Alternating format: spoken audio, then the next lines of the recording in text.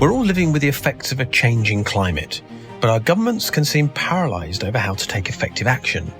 My guest today, Gernot Wagner, has a simple but controversial idea about the cheapest method we can use to prevent the worst effects of climate change. Welcome to Future Imperfect.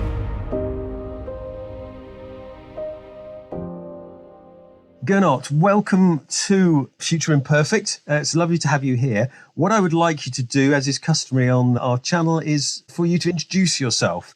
And it's all about geo-engineering. It is. And Future Imperfect is the perfect place to talk about this because it is highly imperfect. So, hi, Gernot Wagner. Juggernaut without the jug is how I explain it, my first name at least, to people. I'm a climate economist. And I have been researching and looking at geoengineering, especially solar geoengineering, for quite a while by now. So I love my science fiction. And so geoengineering and mega projects really appeal to my imagination. And science fiction has imagined some immense engineering things. But what is the kind of fundamental difference between ordinary engineering and geoengineering from your perspective? So solar geoengineering in particular, and we can talk about sort of the broader category, but solar geoengineering, the big difference here is it is really cheap, it is fast, it is also highly imperfect to address climate change. Global average temperatures increasing dramatically, and of course, all the other changes and unsavory side effects that come with it. Solar geoengineering, in many ways, it's not a solution. Let's start with that. It is just not. It cannot be. It must not be. But it has these properties of, unlike ordinary climate policy, if you will, right, cutting CO2 emissions, which is slow up to a point. It is relatively expensive. Now, it's a lot cheaper than unmitigated climate change. That's clear. But solar geoengineering basically reverses what we think we know about climate policy by being fast, cheap, and imperfect. So we're putting big things up in space to modify the sun's impact? Or very, very little things, yes. Okay. So basically, the principle is we wear white in the summer and black in the winter, right? Like winter coats are black and shirts in the summer are often light, bright colors. Why is that? Because white reflects and cools what is underneath. It reflects the sun and cools what is underneath. And black absorbs the heat and warms what is underneath. So the principle of solar geoengineering is to sort of attempt to do something like that, or sort of, research these technologies that attempt to do this for the planet. So one prominent potential technology is essentially mimicking what large volcanoes have been doing almost forever. So they throw a whole bunch of gunk into the high up atmosphere, into the lower stratosphere, and that gunk consists in part of tiny reflective particles like sulfate aerosols, sulfur dioxide. And those tiny reflective particles do as I described them. They reflect sunlight back into space and cool the planet. We basically know that works. So when Mount Pinatubo erupts in the Philippines in 1991, global average temperatures in 1992, ironically, right around the time of the first Rio Earth Summit, global average temperatures were about 0.5 degrees centigrade cooler than they would have been without the volcanic eruption. So, yeah, that sort of stuff cools, lowers global average temperatures. Yes, and there have been many historical examples of that, haven't there, apparently? In the medieval period, there was a moment where there were sort of 2 years without a good summer. And they think that might have been linked to volcanic eruptions. So this is a thing that is happening, natural geoengineering, I guess. Yes, I like your hesitation, right? I wouldn't call that geoengineering, right? It's just volcanoes, basically. But yeah, actually, sort of 200 years ago or a couple hundred years ago around, we got Frankenstein because of that. We literally did. Mary Shelley was supposed to go hiking in the Swiss Alps for a summer, but she couldn't because halfway around the world, a volcano erupted, Krakatoa, and it cooled the earth so much that it gave us the year without a summer. It was so wet and cold and damp in the Swiss Alps that year that she locked herself into her cabin and together with friends sort of competed in who could come up with the scariest story. And, she won. And she wrote Frankenstein because of a volcanic eruption.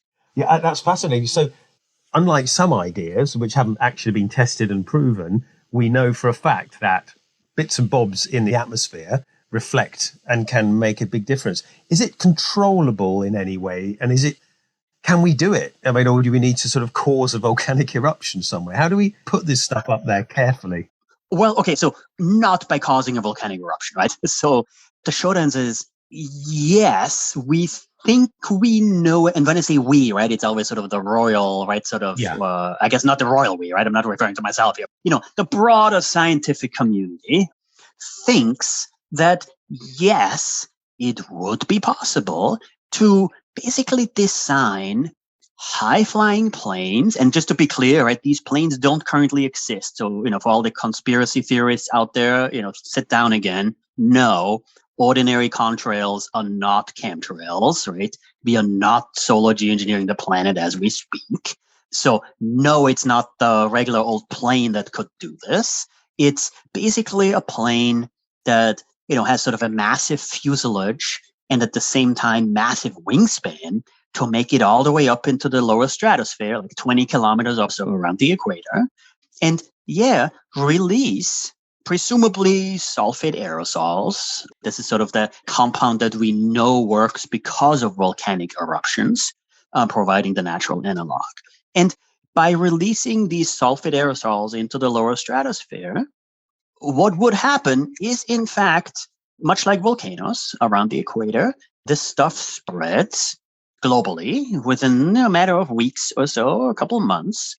And then for about a year or so, a year to 18 months, those aerosols would lower global average temperatures. It doesn't stay up there forever. So your question, right, is it controllable? Like in some sense, it is a control problem because you have to keep doing it. Unlike CO2, right, every ton of CO2 emitted today, like 40% of the stuff is still there 1,000 years from now, right? It's not a long-term pollutant. It is a pollutant, just to be clear, right? You're introducing more pollution into the atmosphere, into the stratosphere in this case, deliberately to lower global average temperatures. And again, not the first response, of course. We have to cut CO2 emissions, but as a potential intervention that does, in fact, decrease radiative forcing, to use the nerdy term, and in doing so, lower global average temperatures and bring the planet closer to where it would have been in terms of overall radiative forcing without emitting the CO2 and the greenhouse gases in the first place. Are there other substances? Because one of the things that occurs to me is that I remember reading about the idea of certain essential nutrients in the sea being added to cause a plankton bloom, which would absorb carbon dioxide in the mass in the top couple of meters of the sea. And people are talking about seeding that in a certain way. Are there materials that you could put into the stratosphere that when they fell back to Earth could actually fall on the oceans and have a material effect on the plankton? I was wondering whether you could combine the two.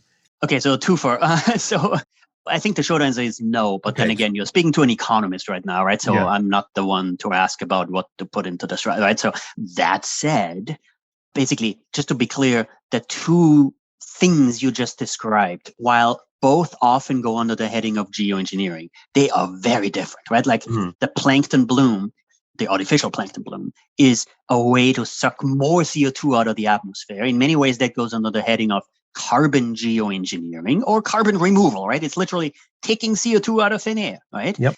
Trees are sort of the most innocuous version of that. We've been doing that forever, right? Plant trees. Now, the problem with trees in some sense is, well, they take up space and so on, but they also keep the CO2 in the biosphere.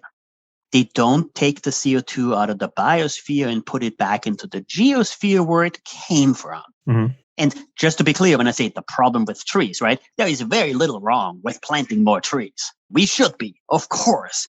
But that alone, of course, isn't an answer to climate change either. Mm-hmm.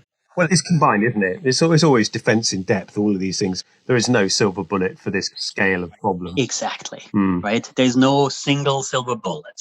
There never is. And yes, what we should be doing is, big picture here, right? What are the strategies to do something about climate change? Well, step one, cut CO2 emissions, right? Cut greenhouse gas emissions. Step two, adapt, build resiliency to the sort of climate change that's already in store. Step three is carbon removal, which is taking CO2 out of thin air. And yes, trees can do it, but there's technical chemical ways to literally take CO2 out of thin air and put it back on the ground. That sounds expensive energetically and monetarily, and it is, but it may well have to be part of the solution. And yes, there's a company up there in Iceland right now, a Swiss startup, Climeworks, that's basically taking CO2 out of thin air and putting it on the ground. It costs about 1,000 euros, $1,200 or so, $1,200 per ton of CO2. That's extremely expensive relative to all the other things we could be doing, right? Deploying solar panels, wind, and so on and so forth, right? Mm-hmm. Cutting CO2 emissions. But it doesn't mean that we shouldn't be looking into the technology because, given how late in the game it is, there is too much CO2 in the atmosphere. And yes, we should be taking the CO2 out of the atmosphere. And the way to do it is potentially to suck CO2 out of thin air. Now, the fourth solution, and just to be clear, it is not a solution, but the fourth way to tackle this problem is this solar geoengineering, albedo management. And, there are sort of innocuous versions of this. Painting your roof white cools the home underneath. It addresses the urban heat island effect. It basically has some very positive effects that you don't get by cutting CO2 emissions alone. So you may want to do some of these things in addition already anyways. But then, yes, there is this global version, the stratospheric aerosols. And that sounds scary. It is scary. But given the properties, I would strongly argue it's not a question of if. We might consider that one day. Frankly, it's probably a question of when we might go down that route. Are there other materials to put into the atmosphere that we are theoretically aware of? Do you know? So sulfates can produce acid rain, I believe. Again, I might be talking nonsense. No. That's like one of the many, many risks. And yes, it's a real one. So sulfate aerosol, basically, we've been there before. Mm-hmm. We have never put them into the stratosphere deliberately. But in the lower atmosphere, there is a lot of local air pollution. We are killing like 6 to 8 million people a year through local air pollution. Most of that is small particles in the lower atmosphere. And yes, when that lodges in your lungs, it has massive detrimental health impacts. Now, here's the conundrum, if you will. And frankly, this actually is what got us started most recently, like 12 or so years ago, for the scientific community to sort of lead to this resurgence and research in solar geoengineering. It was Paul Crutzen, the late Dutch chemist who won a Nobel Prize for the work leading up to the discovery of the ozone hole. And of course, us, Montreal Protocol and so on, and sort of trying to fix it, right? Mm-hmm. So he wrote this highly speculative essay a dozen or so years ago that basically had this thought experiment. If we were to decrease local air pollution, the sulfur dioxide that goes into the lower atmosphere, it would do a lot of good, right? It's pollution. We should cut it, of course. It would do a lot of good. Acid rain, less asthma in kids, and so on. But that sulfur dioxide in the lower atmosphere is still basically tiny reflective particles. It cools the planet. So we now can study the effects. So when Europe cleaned up sulfur dioxide pollution in the 80s and 90s, obviously all good, right? No more acid rain or much less acid rain and so on. People live longer. That's great. But the Arctic is about 0.5 degree centigrade warmer as a result of Europe cleaning up its SO2 pollution. That is a trade-off, right? Now, in some sense, you can say, you still decreased pollution, so that's all good. Well, yes, but pollution itself, tiny reflective particles, did have this positive side effect of lowering Arctic temperatures by about 0.5 degree centigrade. So by removing the pollution, we now have higher temperature and, lots of ice in the Arctic. Bad news for your seafront property. It is extraordinary, isn't it, how we can get caught on the horns of a dilemma like this? Oh, absolutely. And it's this moral dilemma, right? And Paul Crutzen presented it as such and basically says, okay, so here's a thought experiment.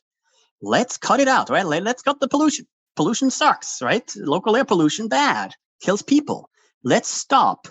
But in order to prevent global average temperatures from increasing at the same time, let's imagine this trade-off. Instead of putting this pollution into the lower atmosphere where people live, let's put a small fraction of it, because it's much more powerful up there, a small fraction of it into the upper atmosphere, into the stratosphere, the lower stratosphere. And in doing so, we save people down here because we decrease local air pollution, while at the same time preventing temperatures from increasing because we keep global average temperatures from going up because we've decreased local pollution. And that's his thought experiment. And frankly, that sort of got us started most recently about a dozen years ago and sort of led to this resurgence in research among climate scientists and climate policy wonks and others looking into solar geoengineering. So how would you imagine this would presumably have to be done by global agreement? You'd have to have the big countries of the world, I suppose, preferably everybody, would have to sort of come together, debate this and kind of make a decision to try to do something like this on a global scale. And obviously, you even touched on it, you're going to have fringe nutty types arguing it's wrong, which it might well be in this case. And it's fraught with potential backfire effects, I would think, as well, potentially. Is it not? I mean... Oh, absolutely. And just to be clear, it's not just fringe types who would argue against it, right? I mean, there's very reasonable people who would say, look, this sounds nuts, let's not do it. There's like the fringe types, the conspiracy theorists, right? I mean, that's a different kind of fringe, right? Yeah. But then there's reasonable arguments that say, wait a second, this sounds scary. Why would we develop a technology that basically allows us to keep putting CO2 into the atmosphere and basically just mask the effect of that CO2 in the atmosphere? And first of all, that sort of trade-off comes with, has a name. It's called moral hazard. It's the moral hazard of, the mere availability of solar geoengineering might prevent us or might create incentives not to cut CO2 emissions. And yeah, just to be clear, that would be bad. And, moral hazard, of course, usually it's sort of a somewhat right of center sort of, people invoking the moral hazard because it's, sort of healthcare, seatbelts and condoms, right? Are sort of the classic examples. So healthcare is bad. Universal healthcare is bad because it removes your incentive to be, prudent. It allows you to engage in riskier behavior, much like seatbelts and condoms, right? That you shouldn't be doing in the first place. Well, turns out there is a good reason for those sorts of technologies. And yes, in this case, I'm calling healthcare technology as well, right? Sort of for these kinds of interventions, because they do a lot of good quite independently, even though, yes, they have these moral hazard properties. Okay, solar geoengineering, in some sense, potentially the same thing, right? There is the potential for this sort of moral hazard that says, oh, cool, we don't have to cut CO2 emissions because, hey, there's this technofix out there. Now, just to be clear, that is the wrong response because solar geoengineering isn't a solution. It should not, it must not be that we trade off the availability or, us merely talking, researching solar geoengineering with our desire to cut CO2 emissions in the first place. Yes, we don't want to give people an excuse to run amok. One has to be careful how these things are introduced because otherwise you give people an exit from responsibility. It's like, oh, somebody else is going to fix it in this way. Exactly. So I don't need to make any effort at all. And as we all know, when people work together, they get a lot more done if it's coordinated and everybody's working towards the same kind of goal. So yes. Now let me immediately talk about solar geoengineering and its properties, and frankly, how it does not depend on all of us getting together. All right. So I called it fast, cheap, and imperfect. So it has these properties that it is so powerful and frankly so cheap. And of course, also imperfect, but yes, it is cheap to be doing this.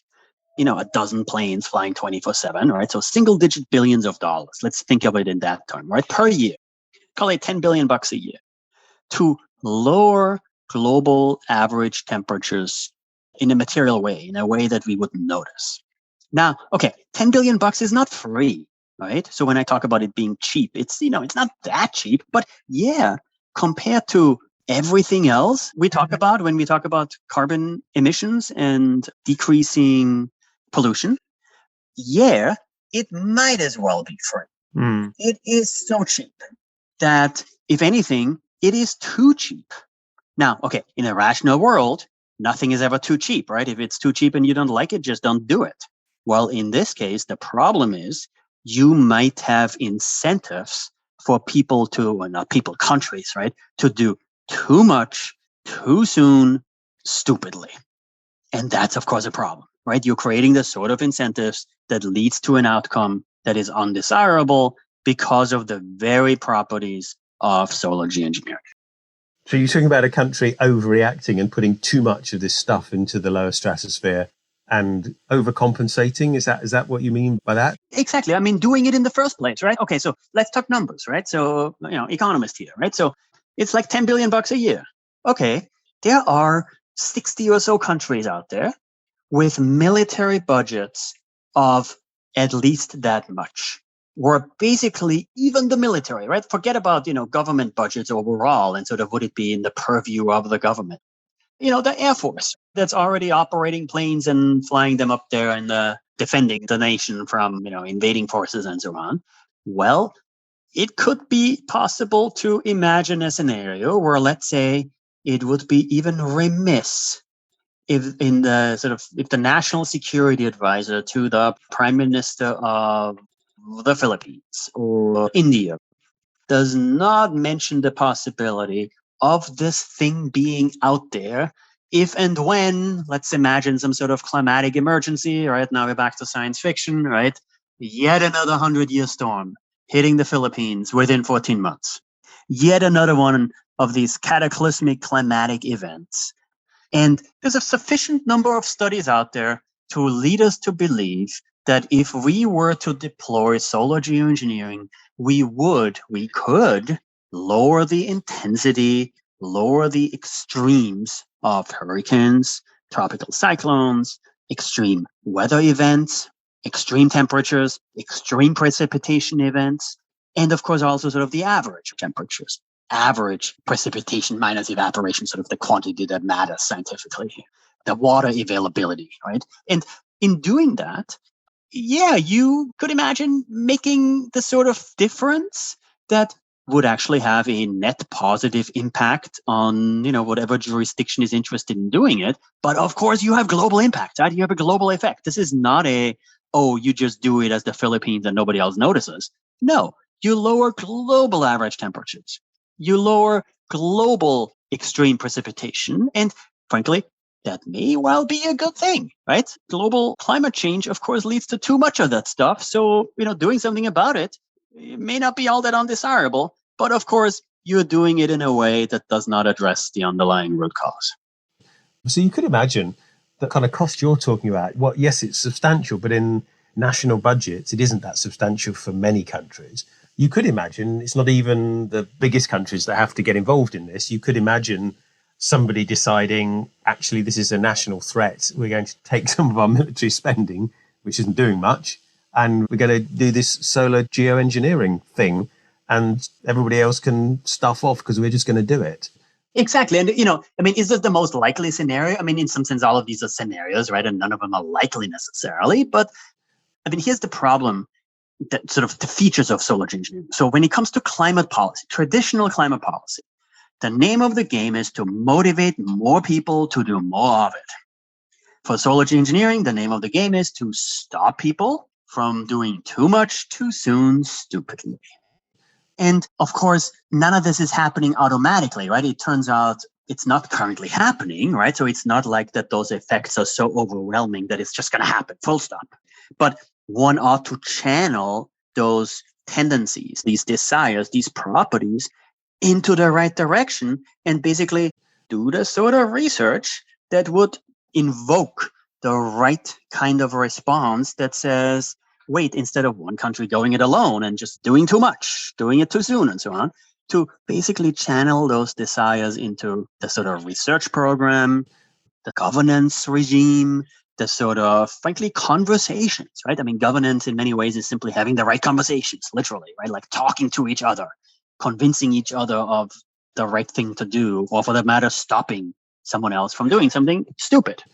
It strikes me it's going to be very difficult to actually do any experiments on this, though, because you're kind of either doing it or you're not. I mean, can you do it locally? I don't really see how you could, because the effect would spread out globally. Well, there's a big difference between a test and an experiment. I mean, not to put too much of a finer point on this, but no, you can't do sort of the local test, right? Like you can't, let's just cool some small area where nobody lives. No, you can't do that. Mm-hmm. Now, meanwhile, is it possible to do small outdoor experiments? Well, yes, not the sort of experiment that will have any sort of global impact. None at all, frankly. But yeah, is it frankly necessary? Would it be desirable to do experiments literally in the stratosphere?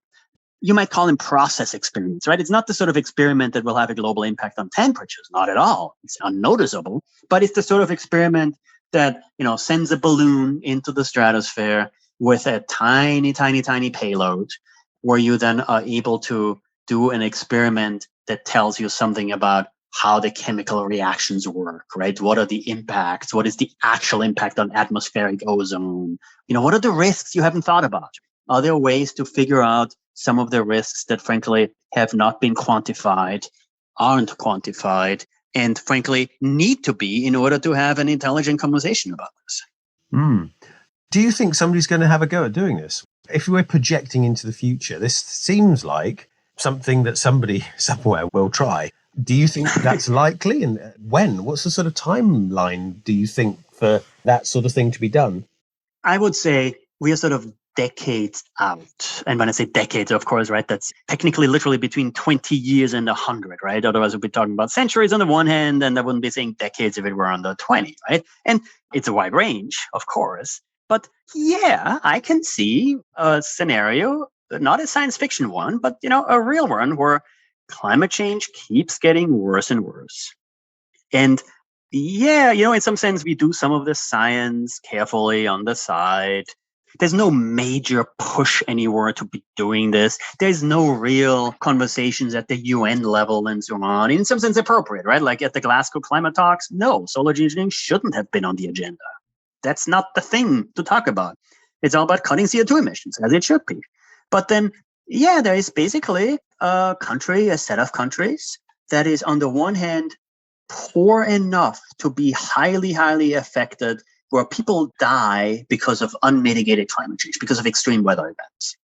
And at the same time, we're rich enough and sort of have the scientific expertise and the military and sort of have the planes, or developing the planes, that may in fact have a global impact.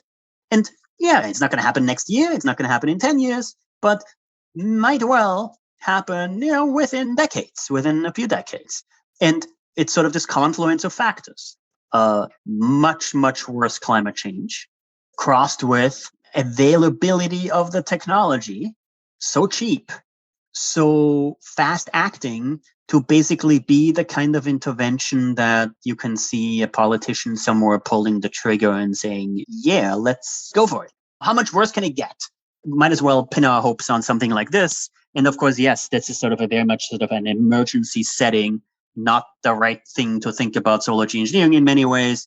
But again, that may not be stopping people from doing it this way. It's kind of a last resort, or one of the last resorts. I'm sure there are a few others as well, but it's a technique we could deploy, but we really should leave it undeployed for now while we try to deal with the other ways of trying to halt climate change.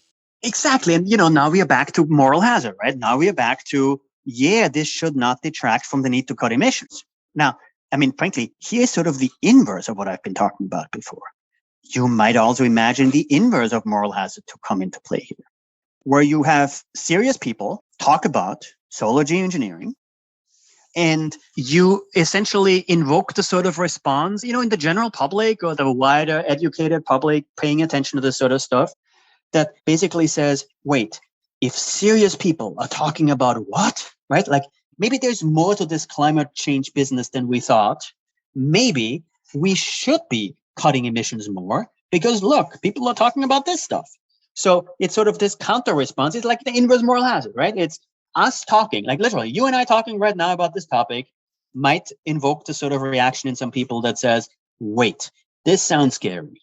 Let's do more to combat climate change in the first place, to cut emissions. So it has some parallels to the concept of mutually assured destruction, i.e., we need to do something else because this solution is not a good solution. Well, it's not a solution, right? So, I can see the parallels. I would shy away from. I should as well, yes. Because, actually, here is sort of a good property of solar geoengineering. It's not a weapon. Because especially this technology of, global stratospheric aerosols lowering global average temperatures, it's going to lower global average temperatures, right? It's not like you can train this weapon on somebody else's territory and cause some harm over there and leave your territory unaffected. No, right? It has global effects. And in some sense, that's good. That's a good property to have because it allows you to potentially fine-tune, think about, figure out how to do this, control this potential deployment of solar geoengineering in a way that actually lowers global average temperatures in some sort of semi-rational form and basically does it to a desirable level. Now, just to be clear, even the question of who decides what this level is, of course, is a very, very, very loaded conversation. None of this is easy, but it's a very different conversation to have than basically starting with, hey, we are developing a weapon system. Yes, absolutely. Absolutely. Well, we're getting towards the end of the time here. If people want to find out more about solar geoengineering, do you have any sort of places for them to find out more about what you do? Funny you should ask. I wrote this book called Geo-Engineering the Gamble, just out this fall. And it sort of tries to make sense of the social, political, governance, sort of the wider implications. Yes, I talk about the technology and the science and so on, but in so many ways, the more interesting questions, and I realize I'm biased on this one, but the more interesting questions here are not specific scientific, technological questions. The most interesting questions are, what do we do with this? Now that we think we know this exists. And yes, we need to do a lot more research to fine-tune things, but it's not going to change the broad picture of us, thinking that, yes, overall, this is relatively cheap.